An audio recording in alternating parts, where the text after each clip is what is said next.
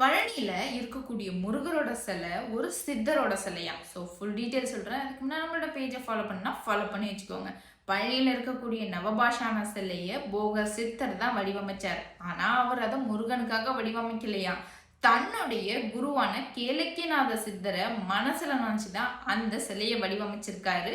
போகருக்கு ஒரு நாளைக்கு அசரீரி தோன்றுனதான், எப்பயுமே நீ உன்னோட குருவான கேளக்கிநாத சித்தரை மனசுல நினைச்சிட்டு இருக்க, அவருக்கு ஒரு சிலை வடிவம் கொடுத்து அவரை நீ வழிபாடு பண்ணுன்னு சொல்லி. அதனாலதான் போகர் என்னவோ தன்னுடைய குருவான கேளக்கிநாத சித்தரை மனசுல நினைச்சிட்டு அந்த சிலையை வடிவமைச்சு அப்படியே கேளக்கிநாத சித்தராவே அவர் நினைச்சு அந்த சிலையை வழிபாடும் பண்ண ஆரம்பிச்சிருக்காரு. ஆனா காலப்போக்குல போகருடைய கனவுல ஒரு நாளைக்கு கேளக்கிநாத சித்தரே தோன்றி, என்னதான் இருந்தாலும் நீ என்னோட சிலையை அருமையா வடிவமைச்சு வழிபாடு பண்ணாலும் இங்க பழனியில முருகர் தான் தவம் இருந்து ஞானம் பெற்ற இடம். அதனால இனிமேல என்னோட சிலைய நீ முருகரா நினைச்சு வழிபாடு பண்ணுன்னு சொல்லி கேளக்கியநாத சித்தரே போகர் கிட்ட சொல்லிட்டு போயிருக்காரு.